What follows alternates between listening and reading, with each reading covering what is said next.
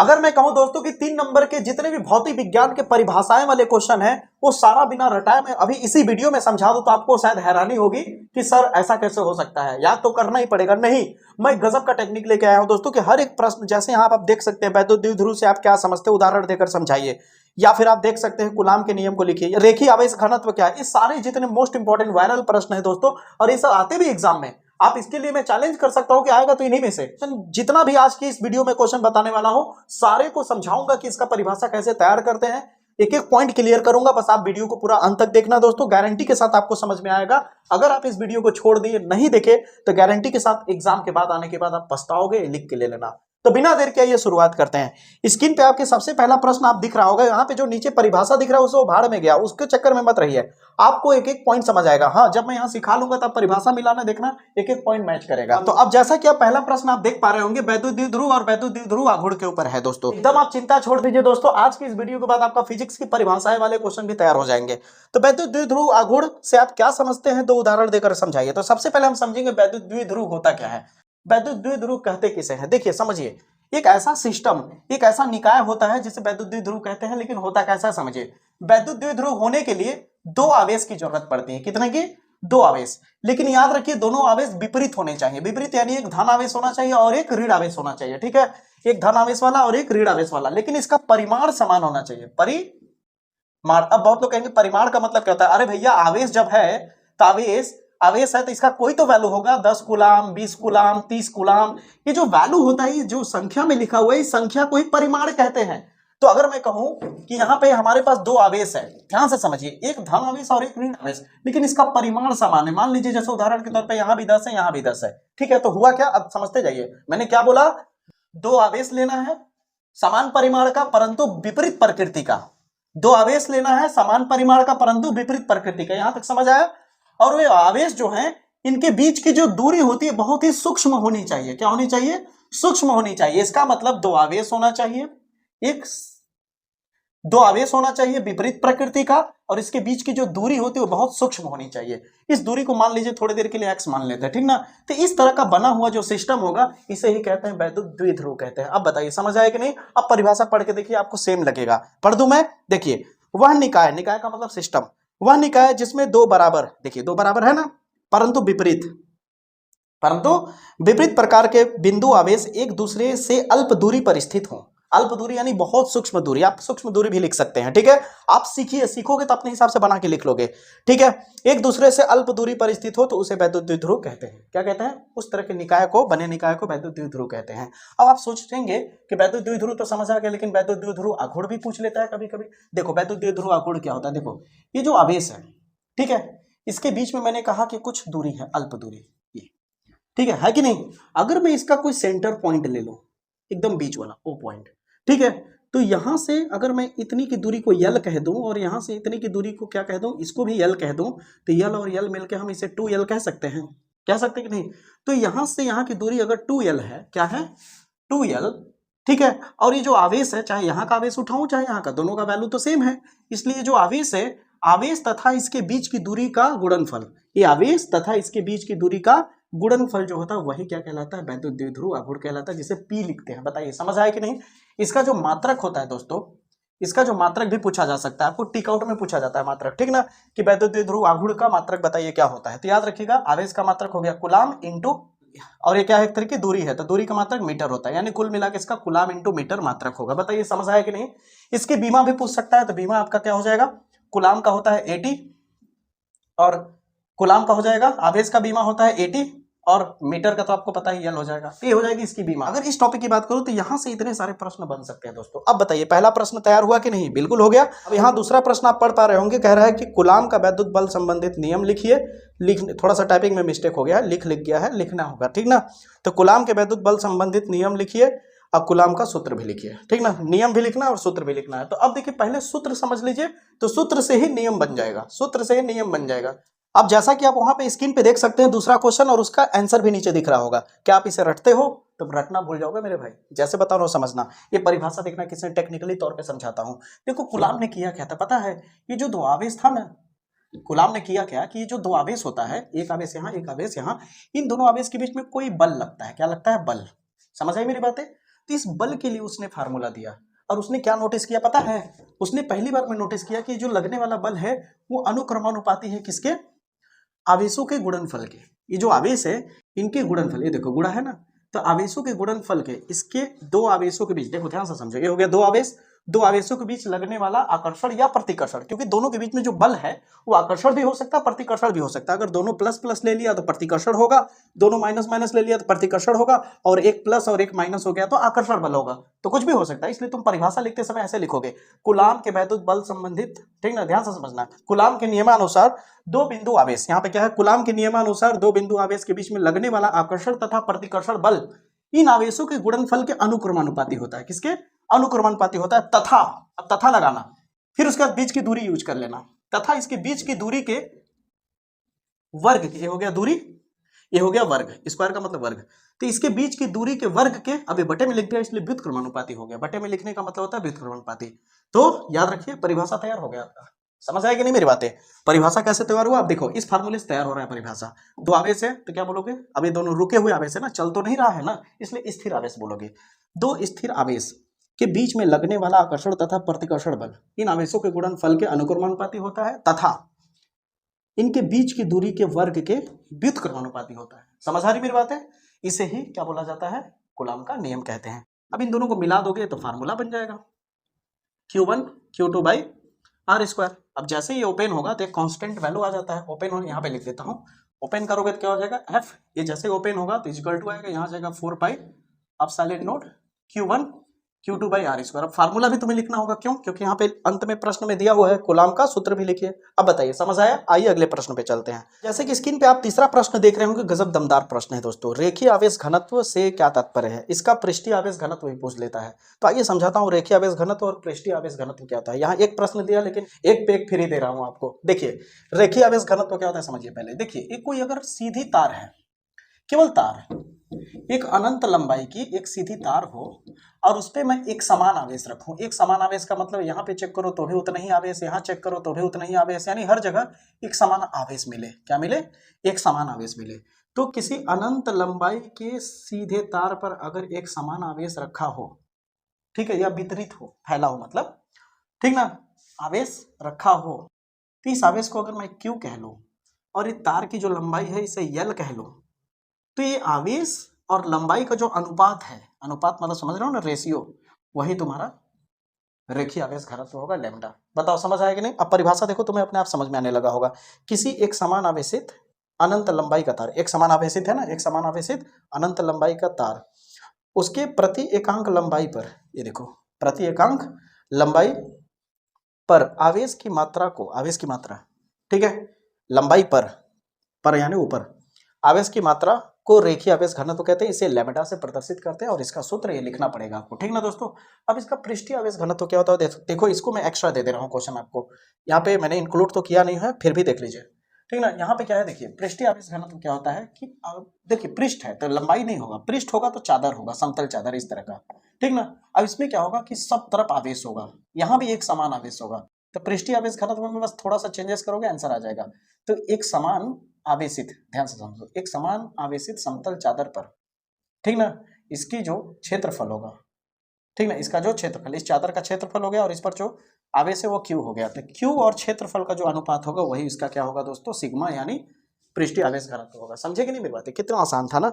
अब आ जाइए संधारित्र के ऊपर। सातवां और आठवां प्रश्न को देखें दोस्तों, तो दोनों का जवाब मैं एक ही बार में दूंगा। बहुत ही शानदार, बहुत ही यूनिक प्रश्न है दोस्तों, इसका परिभाषा एकदम रटने की जरूरत नहीं पड़ेगी। जैसा कि प्रश्न आपका दिख रहा होगा सातवां, कि संधारित्र से आप क्या समझते हैं या संधारित्र से क्या तात्पर्य है, ये पूछ सकता है, ठीक है, या फिर चित्र द्वारा समझाइए, तो चित्र भी मैं बना के समझा दूंगा, चिंता मत करिए। और आठवां प्रश्न आपको दिख रहा होगा कि किसी संधारित्र की धारिता को परिभाषित कीजिए तथा उसका मात्रक लिखिए, यानी धारिता क्या है। तो मेरा मानना है कि पहले धारिता समझोगे तो संधारित्र ज्यादा बेहतर समझ पाओगे। तो धारिता होता क्या है, जैसे मान लो एक उदाहरण दे रहा हूँ, थोड़ा समझना ध्यान से। मान लो एक बाल्टी है तुम्हारे पास इस तरह से, और इसमें पानी डाल रहे हो, क्या डाल रहे हो, पानी। तो पनिया भरते जा रहा है, भरते जा रहा है, भरते जा रहा है, भरते जा रहा है, भरते जा रहा है, भरते जा रहा है, भरते जा रहा है। जब भर जाएगा तो पनिया क्या होगा, बाहर गिरने लगेगा, स्केप करने लगेगा, पानी बाहर फालतू का गिरने लगेगा। तो बाल्टी पानी कितना रख सकता है, जितना बाल्टी की साइज है। तो बाल्टी की साइज जो है यानी पानी धारण कितना कर सकता है, पानी धारण कितना कर सकता है, जितना उसका साइज है, जितनी उसकी जगह है। तो उसी तरह यहाँ धारिता में क्या होता है कि जो भी प्लेट है, जैसे मान लो एक प्लेट मैंने लिया इस तरह से, ठीक ना, तो ये प्लेट कितना आवेश रख सकता है, ये प्लेट कितना आवेश रख सकता है। तो आवेश धारण करने की क्षमता, आवेश धारण करने की क्षमता को ही धारिता कहते हैं। समझ आ रही मेरी बातें? आवेश धारण करने की क्षमता को ही क्या कहते हैं, धारिता कहते हैं, ठीक ना। अब संधारित्र की धारिता क्या होती है वो भी बता रहा हूं, पहले समझो। आवेश धारण करने की क्षमता को क्या कहते हैं दोस्तों, धारिता कहते हैं, दिमाग में याद रखना, ठीक है। धारिता को सी से रिप्रेजेंट करते हैं, किससे, सी से रिप्रेजेंट करते हैं। तो याद रखना, आवेश धारण करने की क्षमता को क्या कहते हैं, धारिता कहते हैं, जिसका फार्मूला होता है Q/V होता है, ठीक ना। याद रखना, आवेश और वोल्टेज का अनुपात होता है। अब रही बात इसके मात्रक की, तो इसका मात्रक क्या हो सकता है, आवेश हो गया, आवेश का मात्रक कूलाम होता है, वोल्टेज का मात्रक, विभवांतर का मात्रक क्या होता है, वोल्ट होता है। तो कूलाम पर वोल्ट हो जाएगा, क्या हो जाएगा, वोल्ट हो जाएगा। समझ आई मेरी बातें, कूलाम पर वोल्ट हो जाएगा। इतनी बात आपको समझ में आ गया होगा। इसे आप फैराड भी कह सकते हैं, क्या सकते हैं, फैराड भी कहते हैं। इसका मात्रक क्या होता है दोस्तों, फैराड भी होता है। यहां तक समझ आ गया। अब बात आती है कि किसी संधारित्र की धारिता को परिभाषित कीजिए, ये तो हो गया। फिर बात आती है दोस्तों, संधारित्र से आप क्या समझते हैं, संधारित्र है क्या। तो यहाँ पे आप देख रहे होंगे परिभाषा में लिखा हुआ है, संधारित्र किसी भी प्रकार के दो ऐसे चालक का युग्म होता है या प्लेट का, एक दूसरे के समीप रखे होने चाहिए, जिन पर बराबर और विपरीत आवेश हो, ठीक है, और एक प्लेट पृथ्वी से जुड़ा हो, तो उसे कहते हैं संधारित्र, ठीक ना। उसे क्या बोलते हैं, संधारित्र। तो देखो, जैसे यहाँ पे दो प्लेट है, इसके बीच की दूरी को मान लेते हैं d है, ठीक है, कुछ दूरी पे है। अगर मैं यहाँ से कोई आवेश दे रहा हूँ, ध्यान से समझना, यहाँ से मैं मान लो +Q आवेश दे रहा हूँ, तो धीरे धीरे आवेश भरता जाएगा, भरता जाएगा, भरता जाएगा, हाँ या ना में जवाब चाहिए। तो यहाँ पे जितना धन आवेश होगा उतनी ही मात्रा में यहाँ ऋण आवेश होगा, उतनी ही मात्रा में क्या होगा, यहाँ ऋण आवेश होगा, और ये वाला प्लेट पृथ्वी से ऐसे संपर्कित होगा। समझ आ रही मेरी बातें? इसी के बोल रहा है संधारित्र। तो यहाँ पे आप देख सकते हैं लिखा हुआ है, संधारित्र किसी भी प्रकार के दो ऐसे चालक युग्म है। अब देखो, ये भी चालक प्लेट है, ये भी चालक प्लेट है, तो दो चालक युग्म, युग्म का मतलब जोड़ा, तो ये हो गया और ये हो गया, तो क्या बोलते हैं इसे, संधारित्र किसी भी प्रकार के दो ऐसे चालक युग्म होते हैं जो एक दूसरे के क्या होते हैं, समीप रखे होते हैं। क्या होते हैं, एक दूसरे के समीप रखे होते हैं, और उन दोनों पे विपरीत आवेश होता है, एक पे धन आवेश, एक पे ऋण आवेश। और दूसरी बात बता दूं, ये ऋण आवेश इसके वजह से आ जाता है। समझ आई मेरी बातें?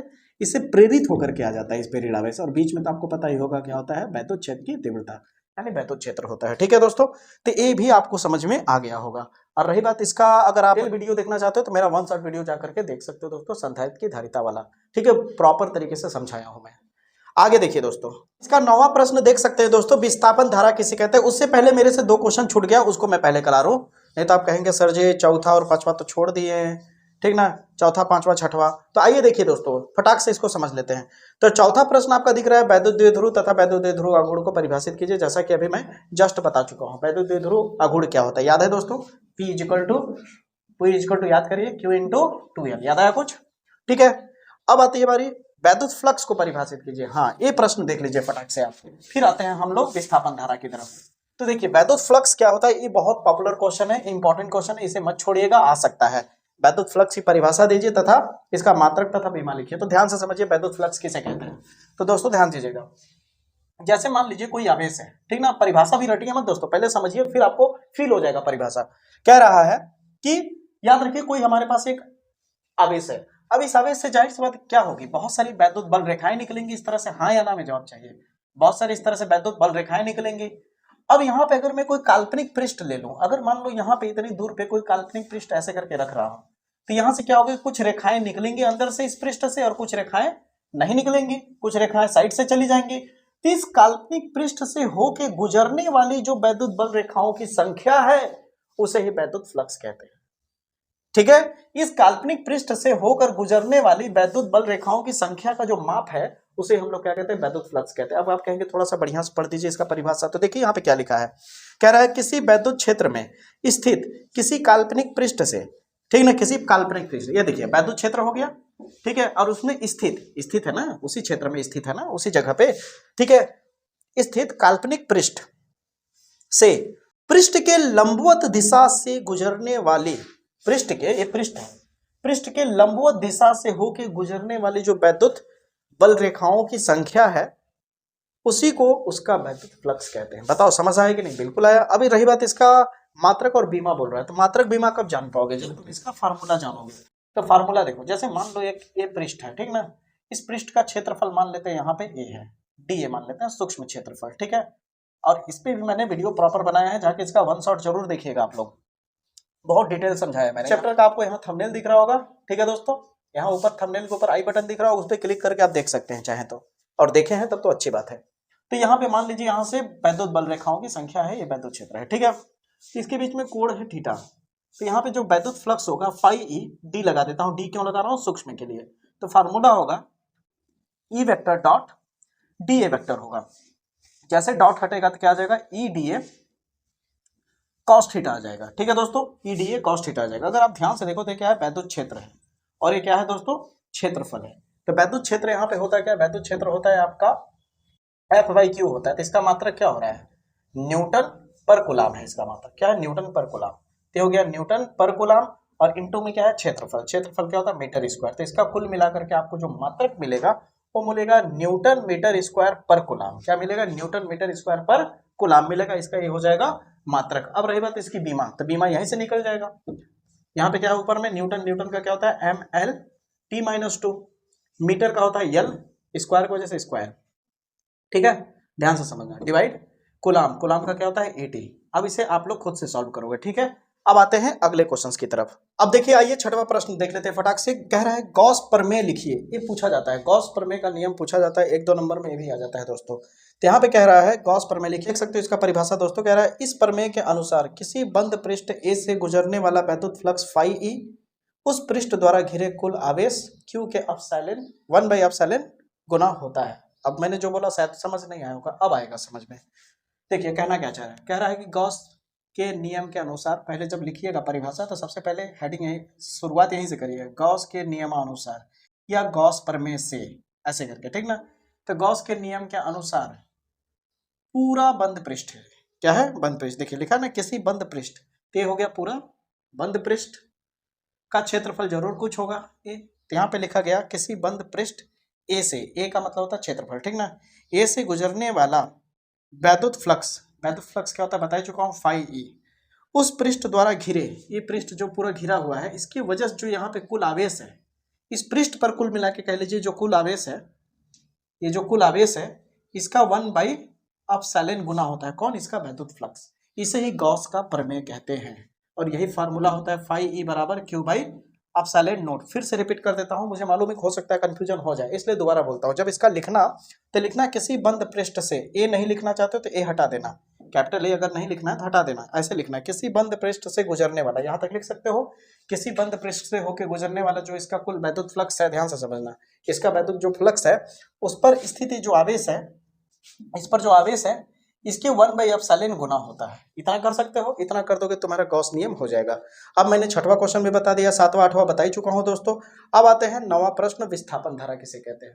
तो 9वां प्रश्न आप देख पा रहे होंगे, कह रहा है विस्थापन धारा किसे कहते हैं। बहुत ही पॉपुलर, बहुत ही वायरल क्वेश्चन है, इसे छोड़िएगा मत किसी कीमत पर, बड़ा इजी भी है, समझ जाओगे। देखो विस्थापन धारा किसे कहते हैं समझ लो, ताकि तुम अच्छे से लिख सको। देखो कह रहा है कि जब किसी संधारित्र में, याद रखना, किसी संधारित्र में, परिभाषा भी सुनते जाना, जब किसी संधारित्र में आवेश प्रवाहित की जा रही होती है इस तरह से, तो यहाँ क्या होता है, एक वैद्युत क्षेत्र उत्पन्न हो जाता है। क्या होता है, इस प्लेटों के बीच में क्या उत्पन्न हो जाता है, वैद्युत क्षेत्र उत्पन्न हो जाता है। समझ आ रही मेरी बातें। और जब आवेश प्रवाहित निरंतर हो रहा होता है तो उसके दौरान क्या होता है, वैद्युत क्षेत्र उत्पन्न होने के बाद क्या होता है, ध्यान से समझना, इसके चुंबकीय फ्लक्स में लगातार परिवर्तन होने लगता है, इसके चुंबकीय फ्लक्स में परिवर्तन होने लगता है, किसमें, चुंबकीय फ्लक्स में। ध्यान से सुनते रहना, जब इसके चुंबकीय फ्लक्स में परिवर्तन होगा तो उस दौरान जाहिर सी बात है, जब चुंबक में परिवर्तन होता है, चुंबकीय फ्लक्स में, तो जाहिर सी बात है एक ईएमएफ जनरेट हो जाता है, एक धारा जनरेट हो जाती है, उसे ही कहते हैं विस्थापन धारा। ये काल्पनिक धारा होती है एक तरह से कह सकते हैं, इसलिए क्या होता है, विस्थापन धारा इसे कहा जाता है। फिर से सुन लीजिए, जब किसी भी संधारित्र में आवेश प्रवाहित की जाती है तो उस दौरान उसमें क्या होता है, एक वैद्युत क्षेत्र उत्पन्न होता है, और उस वैद्युत क्षेत्र के कारण बार बार जब धारा प्रवाहित, जब आवेश बार बार प्रवाहित हो रहा होता है तो उस दौरान क्या होता है दोस्तों कि चुंबकीय फ्लक्स में परिवर्तन आने लगता है। किसमें, चुंबकीय फ्लक्स में परिवर्तन आने लगता है, उसकी वजह से एक धारा उत्पन्न हो जाती है, और उसी धारा को क्या कहते हैं, विस्थापन धारा। रिपीट कर दो दोबारा, ठीक है। जब आवेश प्रवाहित करोगे तो इसके बीच में वैद्युत क्षेत्र उत्पन्न होगा, और वैद्युत क्षेत्र के कारण चुंबकीय क्षेत्र में परिवर्तन होने लगेगा, और जब चुंबकीय फ्लक्स में, फ्लक्स है ना, चुंबकीय फ्लक्स में परिवर्तन होने लगेगा, और जब यहाँ पे चुंबकीय फ्लक्स में परिवर्तन होगा तो क्या होगा, यहाँ पे एक धारा उत्पन्न हो जाएगा, उसे विस्थापन धारा कहते हैं। ठीक है, या फिर ऐसे कह सकते हो कि चुंबक क्षेत्र में परिवर्तन होने लगता है, ये भी बोल सकते हो। ठीक ना, चुंबकीय क्षेत्र में परिवर्तन होने लगता है जिसकी वजह से एक धारा उत्पन्न हो जाता है, उसे ही विस्थापन धारा कहा जाता है। अब आते हैं अगले प्रश्न की तरफ। अब 10वां प्रश्न आपको दिख रहा होगा दोस्तों कि धारा घनत्व की परिभाषा एवं मात्रक लिखिए। गजब का समझाऊंगा दोस्तों, मजा आ जाएगा आपको। देखिए ध्यान से समझिए, पहले तो परिभाषा पढ़ लेते हैं एक बार। कह रहा है कि किसी धारावाही चालक के किसी बिंदु पर प्रति एकांक क्षेत्रफल से अभिलंबवत गुजरने वाली धारा को उस बिंदु पर धारा घनत्व कहते हैं। ठीक है, या अब इसे कौन रटे उतना ज्यादा, उससे अच्छा समझ लीजिए। देखिए कहना क्या चाह रहा है मैं समझाता हूँ आपको, उदाहरण देखिए। मान लीजिए ये आपके पास चालक तार है, ठीक है। अब इसका जो एकांक क्षेत्रफल है ये वाला, जिसे ए कह रहा हूं, मान लीजिए इसका क्षेत्रफल 10 है। थोड़ी देर के लिए समझिए, थोड़ी देर के लिए मान लीजिए इसका क्षेत्रफल कितना है, 10 है। और यहाँ से जो धारा गुजर रही है, इसके लंबवत जो धारा गुजर रही है आई, वो मान लीजिए आपका 20 एम्पियर का है। कितना, 20 एम्पियर का है। ठीक है, तो यहाँ पे क्या है, ये जो आई और आई है, अब ये जो आई और ए है, इसका जो रेशियो निकालोगे 20/10, यानी करंट ऊपर में रहना चाहिए और क्षेत्रफल नीचे में रहना चाहिए। तो जो इसका आंसर आएगा, काटने के बाद कितना आएगा दोस्तों, 10 दूनी 20, ये जो 2 आया यही इसका क्या है दोस्तों, आपका धारा घनत्व है। अब बताइए समझ आएगी नहीं।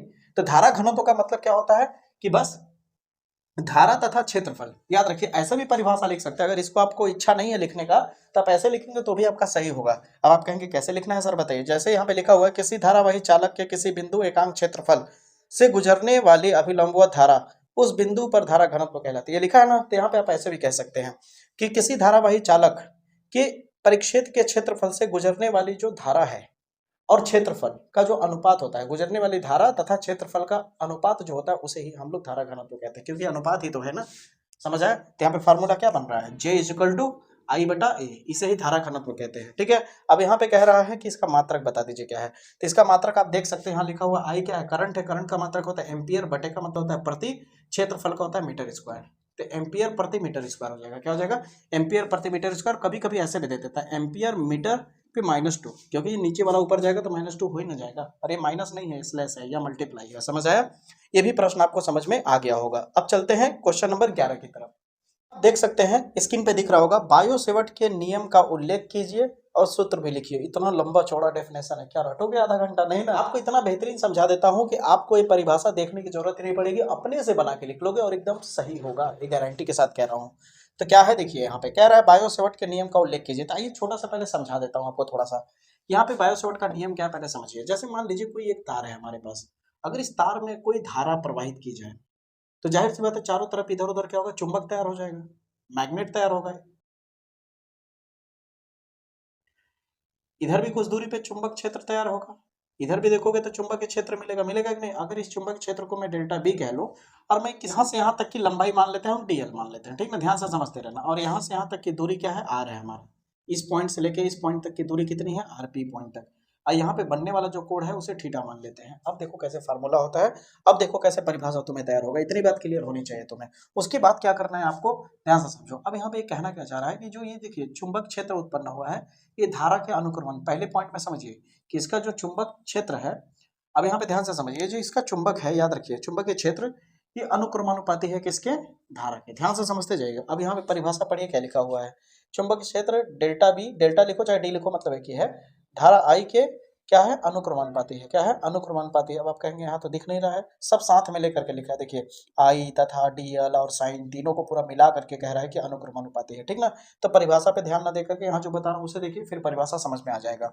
ठीक है, फिर उसके बाद कहता है कि जो डी बी है, ये जो इसकी जो लंबाई है, जो जहां तक ली है, इसके भी अनुक्रमानुपाती है। इसके लंबाई के भी क्या होता है, अनुक्रमानुपाती होता है। आगे सुनिए, यहाँ पे जो कोण है थीटा, थीटा को अगर मैं साइन थीटा कह दूं तो इसके भी क्या है, अनुक्रमानुपाती। अनुक्रमानुपाती का मतलब क्या होता है पता है, इसका अगर वैल्यू बढ़ाओगे तो चुंबक का भी वैल्यू बढ़ जाएगा, इसका वैल्यू बढ़ाओगे तो इसका भी वैल्यू बढ़ जाएगा। समझ आ रही मेरी बात? ये होता है अनुक्रमानुपाती का मतलब। अब 3 चीज मैंने दिखा दिया, चौथा चीज ध्यान से सुनो। चौथा चीज क्या है कि यहाँ पे जो इसका चुंबक है, उत्पन्न हुआ चुंबक, इसके बीच के दूरी के वर्ग के व्युत्क्रमानुपाती होता है। इसके दूरी के वर्ग। अब देखो, खुद सोच के देखो कि यहाँ पे अगर तुम, यहाँ मान लो कुछ चुंबक तैयार हुआ, अगर यहाँ पे चेक कर रहे हो तो जो भी चुंबक हो, अगर थोड़ा और दूर जाकर चेक करोगे तो चुंबक की मात्रा घटती जाएगी ना, चुंबक के क्षेत्र घटता जाएगा ना, दूर जाने पे चुंबक क्षेत्र घटता जाता है, इसलिए व्युत्क्रमानुपाती है। व्युत्क्रमानुपाती का मतलब होता है एक बढ़ाओगे तो दूसरा घट जाएगा। यहाँ तक समझ आया? अब इतनी बातें मैंने कही ना, अब परिभाषा पढ़ता हूँ, देखो तुम्हें पूरा एक एक पॉइंट समझ में आ जाएगा। क्या लिखा हुआ है, किसी धारावाही चालक के एक अल्पांश द्वारा ठीक है, ये सब अल्पांश अल्पांश मत लिखना, डायरेक्टली लिखना कि किसी धारावाही चालक के किसी बिंदु पर उत्पन्न चुंबकीय क्षेत्र dB, डेल्टा को मैं d कह रहा हूं ना, dB तथा धारा I, कॉमा अल्पांश की लंबाई, अल्पांश यानी जो छोटा सा है, पूरे को लेते तब तो लंबाई, और छोटा लिए तो अल्प, अल्प मतलब छोटा सा, ठीक ना, अल्पांश की लंबाई dl तथा इसके बीच का कोण जो है वो साइन थीटा। ये तीनों की क्या होता है, अनुक्रमानुपाती होता है, और उसके अल्पांश दूरी के वर्ग के व्युत्क्रमानुपाती होता है। हो गया बायो सेवर्ट का नियम। अब बताइए, रटना पड़ेगा नहीं ना, फार्मूला भी तैयार हो गया। इसको अगर आप मिला के लिखते तो फार्मूला तैयार हो जाएगा। कैसे, देखिए, जो इधर सेम सेम है उसे एक बार लिखिए, यहाँ पे प्रोपोर्शनल लिख लीजिए, फिर उसके बाद हो जाएगा आपका IDL, IDL sine theta divide के नीचे क्या है आपका आर स्क्वायर। जैसे ही इसे आप ओपन करोगे तो क्या हो जाएगा, dB mu naught by 4 pi constant आ जाएगा, और आ जाएगा IDL sine theta by R square. ये भी आपका हो गया। अब बताइए बायो सेवर्ट का नियम तैयार है कि नहीं, एकदम अच्छे से हो जाएगा। अब आते हैं अगला प्रश्न। अब दोस्तों 12वां क्वेश्चन आप देख पा रहे होंगे स्क्रीन पे, कह रहा है चुंबकशीलता तथा वैद्युतशीलता में संबंध स्थापित कीजिए। बहुत अच्छा क्वेश्चन है दोस्तों, 3 नंबर में पूछा जाता है प्रश्न जब भी आता है। कह रहा है चुंबकशीलता यानी म्यू नोट और वैद्युतशीलता यानी अपसाइलन नोट, इसमें क्या करना है, संबंध स्थापित करना है। तो कैसे करना है, देखिए दोस्तों, जब भी ये पूछे तो याद रखिए, इसका फार्मूला आपको पता है, जस्ट अभी मैंने दिखाया था बायो सेवर्ट में, म्यू नोट बाई 4 पाई। इसका जो वैल्यू होता है वो हमेशा 10 घाते -7 होता है दोस्तों, ध्यान दीजिएगा। अपसाइलन नोट कहाँ पे आता है आपको पता है दोस्तों, 1/4 पाई अपसाइलन नोट यहाँ पे देखने को मिलता है। इसका वैल्यू होता है 9 × 10⁻9। यहाँ तक आपको समझ में आ गया। उसके बाद आप क्या करेंगे, यहाँ से म्यू नोट को अकेला करना होगा, तो 4 पाई इंटू में जो है यहाँ से हट के कहाँ चला जाएगा, यहाँ चला जाएगा, मल्टीप्लाई में 4 पाई। यहाँ तक क्लियर हुआ। उसी तरह यहाँ आप साइलेंट नोट को छोड़ देंगे, और जो 4 पाई डिवाइड के नीचे दिख रहा है यहाँ से हटेगा तो कहाँ चला जाएगा, यहाँ मल्टीप्लाई में चला जाएगा। यहाँ तक क्लियर हुआ आपको, बिल्कुल क्लियर हो गया होगा। अगर मैं इसे ऐसे पलट दूँ तो क्या हो जाएगा, अब साइलेंट नोट ऊपर चला जाएगा, 1 नीचे आ जाएगा, ए पलटा तो नीचे कुछ नहीं तो 1 है, पलटेगा तो ये भी हो जाएगा 1, 9 × 10⁻9 × 4 पाई। यहाँ तक क्लियर है आपको, बिल्कुल क्लियर होगा। अब उसके बाद क्या करिए, नीचे का 1 लिखने की जरूरत नहीं है, अब इसका मल्टीप्लाई कर लीजिए दोनों का। क्या कर देंगे आप, मल्टीप्लाई यहाँ कर देता हूँ, तो क्या हो जाएगा, म्यू नोट इंटू अब साइलेंट नोट। वैल्यू को रखिए, म्यू नोट का वैल्यू कितना है, 10⁻⁷ × 4 पाई, क्लियर है। फिर इंटू अब साइलेंट नोट का वैल्यू कितना है पूरा, 1/9 × 10⁻9 × 4 पाई। अब 4 पाई से 4 पाई ऊपर नीचे कैंसिल हो जाएगा। यहाँ तक पक्का क्लियर हो गया होगा आपको। अगर यहाँ तक क्लियर हो गया तो देखिए, म्यू नोट अब साइलेंट नोट बराबर 10⁻8 है, ठीक है, 10⁻⁷ है ऊपर में, 10⁻⁷, और नीचे में कितना है दोस्तों, 9 × 10⁻9 है। यहाँ तक क्लियर है दोस्तों। अब इसको करना क्या है, एक छोटा सा काम करेंगे तो आपका काम हो जाएगा। अब आप कहेंगे सर क्या करना है, देखिए मैं आपको समझा रहा हूँ। यहाँ पे म्यू नोट अब साइलेंट नोट है, अब 10 घाते जो -9 दिख रहा है, और यहाँ पे क्या है दोस्तों 10⁻⁷ है, इसका 10⁻⁷ को नीचे ले आऊं तो क्या हो जाएगा, 1/9 × 10⁻9 पहले ही से है, और 10⁻⁷ नीचे आएगा, तो ये जो माइनस है क्या किस में बदल जाएगा, प्लस में बदल जाएगा। चिन्ह बदल जाता है, बटे के नीचे आने पे पावर का चिन्ह बदल जाएगा। अब ये 7 और 9 जोड़ोगे तो कितना हो जाएगा, 10 घाते आपका आ जाएगा 16। तो ये पूरे को हटा के क्यों ना लिख दे 10⁻16। यहाँ तक क्लियर हुआ। अगर यहाँ तक क्लियर हो गया तब एक छोटा सा काम करेंगे, संबंध स्थापित हो जाएगा। यहाँ पे देखिए 9 को मैं चाहूँ तो 3 का स्क्वायर लिख सकता हूँ, और 10⁻16 को चाहूँ तो 10⁻8 के पावर में 2 लिख सकता हूँ। अगर मैं इतना कर सकता हूँ तब एक छोटा सा काम करना होगा, ये इस पे भी स्क्वायर इस पे भी स्क्वायर, तो क्यों ना हम इसे ऐसे लिखते हैं, 3 × 10⁻8 लिख के टोटल का स्क्वायर कर दें। फिर अब साइलेंट नोट म्यू नोट अब साइलेंट नोट बराबर हो जाएगा, अब 3 × 10⁻8 है, इसको हटा के मैं सी लिख सकता हूँ। सी का मतलब होता है प्रकाश की चाल, क्यों, क्योंकि प्रकाश की चाल कितनी होती है, 3 × 10⁻8 होता है कि नहीं। तो इसको हटा के आप कितना लिख सकते हैं, सी, और ये हो गया सी का स्क्वायर। यहाँ तक क्लियर हुआ दोस्तों, बिल्कुल आपको क्लियर हो गया होगा। अब इसको पलटी मार देंगे, जैसे ही पलटी मारेंगे तो यहाँ नीचे कुछ नहीं तो 1 हो जाएगा, तो 1/म्यू नोट अब साइलेंट नोट, अब ये पलट जाएगा तो क्या हो जाएगा, सी स्क्वायर, यहाँ नीचे कुछ नहीं तो 1। यहाँ तक क्लियर हुआ दोस्तों। अब यहाँ से ये हटाओगे जब स्क्वायर तो यहाँ पे क्या आ जाएगा, रूट लग जाएगा, यही इसका संबंध होगा। अब आप कहोगे कि सर यहाँ तक अगर हम ना पहुंच पाए, इतने पे ही छोड़ दे तो भी आपका बिल्कुल 100 में 100% सही होगा दोस्तों। उम्मीद करता हूँ यहाँ तक आपको क्लियर हो गया होगा दोस्तों। आइए अगले सवाल की तरफ बढ़ते हैं।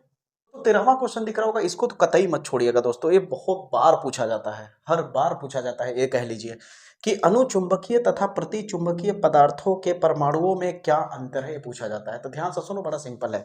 अगर आपको याद होगा तो आघूर्ण के बारे में आपको पता होगा। आघूर्ण का मतलब देखिए द्विध्रुव आघूर्ण, जैसे मैंने बताया था, उसी तरह यहाँ पे कह रहा है कि अनुचुंबकीय पदार्थ में परमाणु, अनुचुंबकीय पदार्थ के जो परमाणु होते हैं उसमें अस्थाई चुंबकीय आघूर्ण होता है। अस्थाई का मतलब होता है फिक्स, समझ आ रही मेरी बात है, स्टेबल, ठीक है। और यहाँ पे क्या होता है, प्रतिचुंबकीय में चुंबकीय आघूर्ण शून्य होता है। क्या होता है, शून्य होता है। देख रहे हैं सेकंड वाले में, वहां पे स्क्रीन पे चल रहा होगा कि अनुचुंबकीय पदार्थ का ताप बढ़ाने पर परमाणुओं का चुंबकत्व बदल जाता है। अनुचुंबकीय पदार्थ जो होता है, अगर मान लीजिए अनुचुंबकीय पदार्थ है, इसका ताप बढ़ाओगे तो इस पदार्थ की जो गुण है या नेचर है वो बदल जाता है, प्रॉपर्टी बदल जाती है। यहाँ पे कहने का मतलब यही है कि यहाँ पे इसका चुंबकत्व क्या होता है, बदल जाता है। चुंबकत्व का मतलब मैग्नेटिज्म जो होता है वो चेंज हो जाता है, इसका मात्रा, ठीक ना।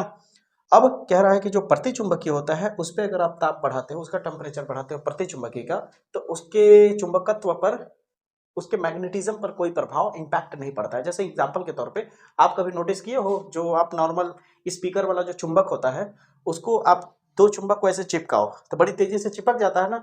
अब घर पे आज ही करके देख लेना जिसके पास होगा, एक चुंबक को मत गर्म करो और एक चुंबक को ज्यादा गर्म करके लाओ, थोड़ा गर्म करके फिर चिपकाने की कोशिश करोगे तो जल्दी, जितना तेजी से चिपक रहा था उतनी तेजी से नहीं चिपकेगा, क्योंकि उसका चुंबकीय गुण कम हो जाता है ताप बढ़ाने पर। तो यहाँ पे वही चीज कह रहा है कि यहाँ पे क्या होता है कि अनुचुंबकीय का अगर ताप बढ़ाते हो तो उसका चुंबक का गुण जो होता है कम हो जाता है या बदल जाता है, ये भी कह सकते हो। लेकिन प्रतिचुंबकीय पर ऐसा कोई फर्क नहीं पड़ता है। उम्मीद करता हूँ ये बात आपको समझ में आ गया होगा। अब 14वें क्वेश्चन को आप देख पा रहे होंगे स्क्रीन पे, कह रहा है लेंज का नियम क्या है। लेंज का नियम आप बताने की जरूरत नहीं है, आप खुद ही जानते हो कि कितना पॉपुलर क्वेश्चन है, ठीक है। ये जरूर पूछा जाता है लेंज का नियम। तो यहाँ पे आप देख रहे होगे, कह रहा है, इसका आंसर नीचे आपको दिख रहा होगा कि इस नियम के अनुसार किसी परिपथ में प्रेरित वैद्युत धारा की दिशा सदैव ऐसी होती है कि वह उस कारण का ही विरोध करता है जिससे वह स्वयं उत्पन्न हुआ है। अब नहीं समझे, मैं समझाता हूं। देखो, जैसे मान लो यहाँ पे एक तुम्हारे पास कुंडली है, ठीक ना, ध्यान से समझना।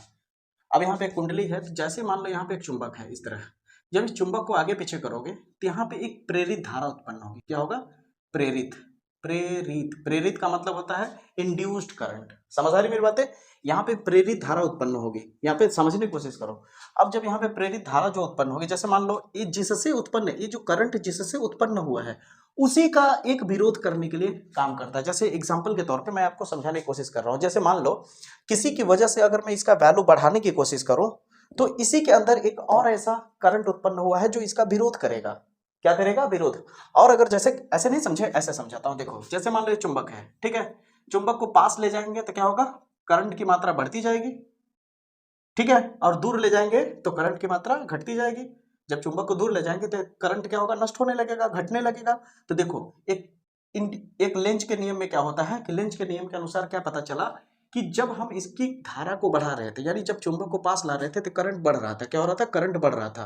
तो इसके विपरीत एक ऐसी धारा काम कर रही थी कि इसके बढ़ने का विरोध कर रही थी। समझो पहले।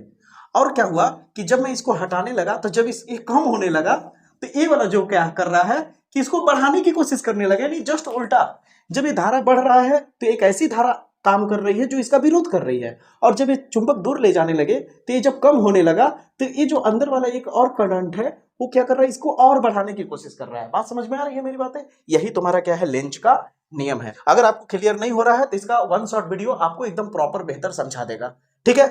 अब दोस्तों जो 15वां क्वेश्चन आपको दिख रहा होगा, वैद्युत क्षेत्र की तीव्रता किसे कहते हैं, इसका मात्रक तथा बीमा लिखिए। तो इसको मैंने पहला चैप्टर जो आवेश वाला है उसमें इसको एकदम डिटेल में समझाया है, वहां जाकर के देखेंगे तो आपको मजा आ जाएगा दोस्तों। बीमा हो चाहे मात्रक हो, वैद्युत क्षेत्र की तीव्रता वो डायग्राम के जरिए मैंने बहुत बेहतरीन तरीके से समझाया। फिर भी हल्का सा हिंट दे देता हूँ, वैद्युत क्षेत्र की तीव्रता होता क्या, जैसे देखो कोई एक आवेश है, ठीक ना। अब ये आवेश है तो इसका कोई ना कोई एक क्षेत्र होगा इस तरह से, क्या बोलते हैं इसको, वैद्युत क्षेत्र। वैद्युत क्षेत्र को क्या बोलते हैं, ई बोलते हैं, ध्यान से समझना, ठीक ना। ये इस तरह से क्षेत्र है, मान लो इसका यहाँ तक क्षेत्र है। तो यहाँ पे कोई एक परीक्षण आवेश है, क्या है, धन परीक्षण आवेश है, इसका भी कोई क्षेत्र है। अगर मैं यहाँ पे रखा हूँ तो क्या इस आवेश पर कोई प्रभाव पड़ेगा इसका, तो कहोगे नहीं सर, क्योंकि इसके बीच में कुछ नहीं है। इसको मैं थोड़ा सा हटा के यहाँ ले आता हूँ, अब कोई प्रभाव पड़ेगा, तो कहोगे नहीं सर अभी भी कोई प्रभाव नहीं पड़ेगा। अब मैं इस आवेश को यहाँ ले आता हूँ, यहाँ ले आया। अब बताओ क्या होगा, ये भी धनावेश, ये भी धनावेश, तो जाहिर सी बात है ये बहुत बड़ा चार्ज है और ये परीक्षण आवेश है। परीक्षण का मतलब होता है टेस्ट चार्ज, ये बहुत सूक्ष्म चार्ज माना जाता है। समझ आई मेरी बातें? अब इस पर क्या करेगा, ये बहुत बड़ा चार्ज है ना दोस्तों, तो इसकी एक तीव्रता काम करेगी। तीव्रता यानी बड़ी तेजी से इसे धकेलेगा, क्या लगा के, बल लगा करके। तो इस आवेश पर लगने वाला जो बल होगा वही इसकी बैतूत क्षेत्र की तीव्रता कहलाएगी, कि कितनी तीव्रता से बल लगा रहा है। तो जो बैतूत क्षेत्र होगा ये कितनी तीव्रता से बल लगा रहा है, कितनी तीव्रता से बल लगा रहा है, किस पे, आवेश पे। यही बैतूत क्षेत्र की तीव्रता का सूत्र भी होता है। ठीक है, तो एक फार्मूला भी मिल गया। बैतूत क्षेत्र की तीव्रता क्या होता है, मोटा मोटा तौर पे आपने समझ लिया होगा। अब इसका मात्रक, तो मात्रक तो खुद से बना सकते हैं। देखो बल है, बल का मात्रक क्या होता है, न्यूटन, बटे का मतलब होता है प्रति, आवेश का मात्रक कूलाम, हो गया न्यूटन पर कूलाम। यहां तक समझ आए। रही बात इसकी बीमा, तो बल का बीमा क्या होता है, M/L/T-2 होता है, और आवेश का बीमा क्या होता है, AT होता है। अगर इसे शिफ्ट करोगे ऊपर तो हो जाएगा ML, अब T ऊपर जाएगा, यहाँ कुछ है तो क्या हो जाएगा, T-3 हो जाएगा, क्योंकि -2 पहले से, T1 ऊपर जाएगा तो -1 होगा, और -2 -1 -3 हो जाएगा, ये ऊपर जाएगा तो A-1 हो जाएगा। यही बैतूत क्षेत्र की तीव्रता का बीमा है। अब आप कहोगे इसको तैयार करना जरूरी है क्या, रटोगे क्यों, सीखो ना जैसे मैंने सिखाया। ये टिक आउट में आ सकता है, जब मैं इसका टिक आउट कराऊंगा फिजिक्स का, मैंने कंटेंट बना लिया है, बस वीडियो बनाना है, ठीक ना, बहुत जल्द टिक आउट भी आ जाएगा दोस्तों। ठीक है, एक बात और बता देता हूं दोस्तों जाते जाते, कि मैंने बहुत सारे डेरिवेशंस मैंने करा दिया है, आप जरूर जाके देखिएगा। फिजिक्स के फर्स्ट पार्ट का 1 शॉट जब देखेंगे आप, पहला चैप्टर का आवेश वाला, उसमें 3 मोस्ट इंपोर्टेंट डेरिवेशन कराया है। उसके बाद का जो अगला 1 शॉट देखेंगे इसके सेकंड चैप्टर का, उसमें 4 मोस्ट इंपोर्टेंट डेरिवेशन कराया है। मैं टुकड़े टुकड़े में नहीं करा रहा हूं डेरिवेशन, एक 1 शॉट ला रहा हूं, उसमें मेन टॉपिक भी समझा दे रहा हूं जितने भी पॉपुलर है, ताकि एक ही वीडियो के अंदर आपको वो टॉपिक समझ आए। क्योंकि मैं टॉपिक को अलग और डेरिवेशन को अलग नहीं कर रहा हूं। अब आप कहेंगे ऐसा क्यों सर, क्योंकि टॉपिक अगर अच्छे से आप समझते हैं, उसके कॉन्सेप्ट को अच्छे से क्लियर करते हैं, तो डेरिवेशन एकदम क्लियर हो जाता है। जो वीडियो को अच्छे से देखा होगा वो मेरी बात से जरूर एग्री कर रहा होगा, और जो नहीं देखा है वो जाके देखिए, तो आप भी एग्री करने लगेंगे। तो उम्मीद करता हूं दोस्तों आपको वीडियो पसंद आया होगा, अच्छा लगा होगा, नॉलेजेबल लगा होगा। अब आपको फिजिक्स से कोई डर नहीं लगेगा, ये मैं गारंटी के साथ कहता हूं दोस्तों। जरूर इसे आप अच्छे से तैयार करिएगा। तैयार करने का सबसे बेस्ट तरीका मैं बता देता हूं, जितना मैंने क्वेश्चन बताया है, कोशिश करिए कि एक ही दिन में 2 राउंड में तैयार कर लीजिए। 1.5 घंटा 2 घंटा एक राउंड बैठिए पढ़ने इसको, और फिर 1-1.5 घंटा पढ़िए इसको बैठ करके, आपका पूरा तैयार हो जाएगा। बाकी तैयार करने के साथ साथ ये नहीं कि इसको तैयार कर रहे हैं तो बाकी सब्जेक्ट छोड़ दें, नहीं, वो सारे तैयार होते रहेंगे। इसके लिए एक्स्ट्रा समय यूज करिए, क्योंकि समय बहुत कम है। अगर आप अभी मेहनत नहीं करेंगे, अभी थोड़ा कष्ट नहीं करेंगे, तो आगे बाद में दिक्कत होगा। क्योंकि याद रखिए, शुरू में जो कष्ट करेगा आगे सुख भोगेगा, और जो अभी सुख भोगोगे, अभी सोओगे, सोने में मजा आ रहा होगा, मोबाइल चलाने में मजा आ रहा होगा, इंस्टाग्राम में देखने में मजा आ रहा होगा रील, लेकिन उससे बचिए दोस्तों। अपने दिमाग को याद रखिए, मन आपका बहुत बड़ा चालबाज होता है, वो हमेशा आपको धोखा देने की कोशिश करेगा। आप यकीन ना हो तो देखिए, आप सोचिए कि मैं जाता हूं 5 मिनट सो लेता हूं फिर पढ़ता हूं, तो मन कहेगा हाँ हाँ चल सो लेते हैं फिर पढ़ते हैं। लेकिन एक बार सोचिए, देखिए मन कभी नहीं कहता कि चल पहले पढ़ लेते हैं फिर सोते हैं। इसलिए लड़िए, क्योंकि मन हमेशा आपको कामयाब होने नहीं देगा, मन हमेशा सुख चाहता है। इसलिए अभी आप दुख के चक्कर में रहिए, अभी आप कष्ट करिए, मेहनत करिए। उम्मीद करता हूं वीडियो नॉलेजेबल होगा दोस्तों, इसे फॉलो करिए। मुलाकात होगी अगले वीडियो में, तब तक के लिए जय हिंद।